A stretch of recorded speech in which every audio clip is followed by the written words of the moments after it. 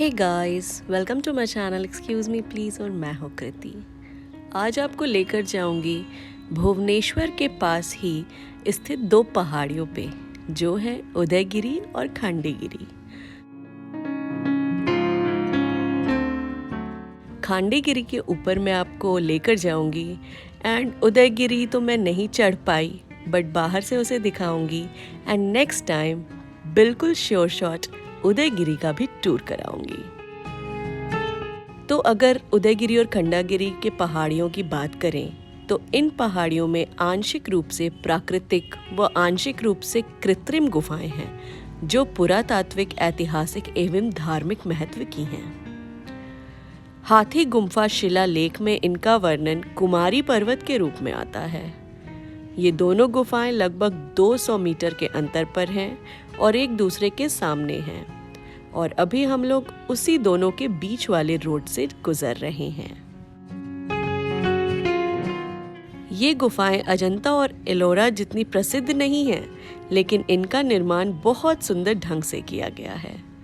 इनका निर्माण राजा खारवेल के शासनकाल में विशाल शिलाखंडों से किया गया था, और यहाँ पर जैन साधु निर्वाण प्राप्ति की यात्रा के समय करते थे।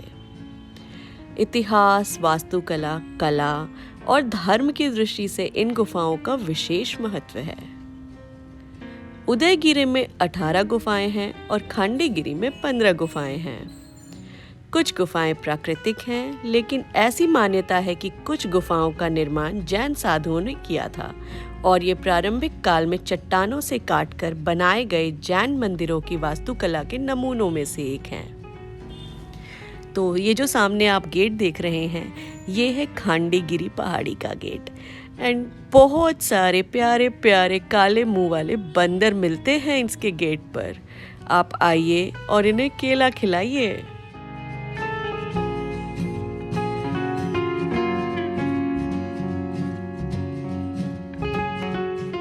शिलालेखों में इन गुफाओं को लेना कहा गया है, और इन्हें न जाने कितनी पूर्णिमा वाली चांदनी रातों में बनाया गया था। गुफाओं के मुंह दरवाजों जैसे हैं, जहां से दिन के समय सूरज की रोशनी आ सकती है और पथरीले फर्श गर्म रहते हैं। रात को चांद की रोशनी गुफा में आती है और गुफाओं में उजाला रहता है। इन गुफाओं में साधु लोग आकर रहते थे, जो संसार को त्याग कर अपने तन और मन की शक्तियों के प्रवाह से निर्वाण के लिए तपस्या करते थे। सुगंधित फूलों, चहचहाते पक्षियों, पत्तों की सरसराहट, उजली धूप और शीतल चंद्रमा के सानिध्य में वे प्रकृति के साथ एक रूप हो जाते थे। इन गुफाओं में बैठकर साधुजन शांति से समाधि लगाते थे और कठोर तपस्या करते थे। विद्वान लोग भी सत्य, शांति, मोक्ष और सौंदर्य बोध के लिए यहाँ आते थे। उदयगिरी की गुफाएं लगभग 135 फुट और खांडीगिरी की गुफाएं 118 फुट ऊंची हैं। ये गुफाएं ईसा पूर्व 2री शताब्दी की हैं। ये गुफाएं उड़ीसा क्षेत्र में बौद्ध धर्म और जैन धर्म के प्रभाव को दर्शाती हैं। ये पहाड़ियां गुफाओं से आच्छादित हैं, जहां जैन साधुओं के जीवन और काल से संबंधित वास्तुकला कृतियां हैं। इन गुफाओं का निर्माण प्राचीन उड़ीसा यानी कलिंग के नरेश खारावेला ने 209-170 ईसा पूर्व के बीच कराया था। नरेश खारावेला को अशोक सम्राट ने हरा दिया था। यद्यपि नरेश खारावेला जैन धर्म को मानते थे, लेकिन धार्मिक जिज्ञासाओं के प्रति उनका दृष्टिकोण उदार था। इन गुफाओं का निर्माण अधिकतर शिलाओं के ऊपरी भाग में होता था, और गुफाओं के आवास, साधना और प्रार्थना के लिए सूखे वाले स्थान होते थे, जहां वर्षा का पानी नहीं ठहरता था। इनके साथ बरामदा या आंगन होता था। छोटी छोटी सुविधाओं की भी व्यवस्था होती थी। हालांकि छत की ऊंचाई कम होती थी और कोई व्यक्ति सीधे खड़ा नहीं हो सकता था। मुख्य रूप से ये विश्राम स्थल या शयन कक्ष थे। एक ही कक्ष में बहुत साधु रहते थे।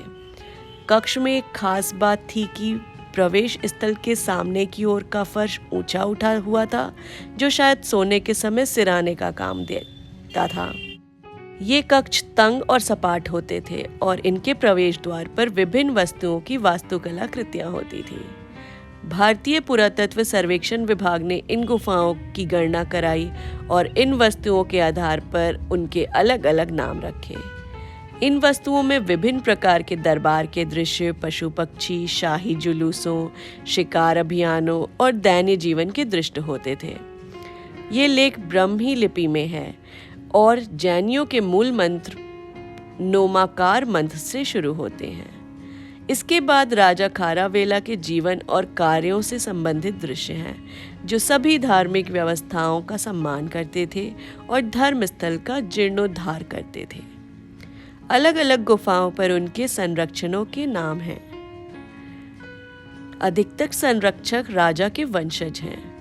कलिंग विजय के बाद जब अशोक का शासन हुआ और राजा खारावेला की सभी संपत्तियां पर उनका अधिकार हो गया, तो धीरे धीरे जैन धर्म के स्थान पर बौद्ध धर्म का प्रभाव बढ़ने लगा। तो आज बात करते हैं खांडीगिरी की गुफाओं में, जहां मैं आपको लेकर आई हूँ। पहली और दूसरी गुफाएं तातोवा गुम्फा 1 और 2 कहलाती है, जो प्रवेश स्तर पर रक्षकों और 2 बैलों तथा सिंहों से सुसज्जित है। प्रवेश तोरण पर तोते की आकृतियां हैं। गुफा संख्या 3 अनंत गुफा कहलाती है, जहां स्त्रियों, हाथियों, खिलाड़ियों और पुष्प उठाए हंसों की मूर्तियां हैं।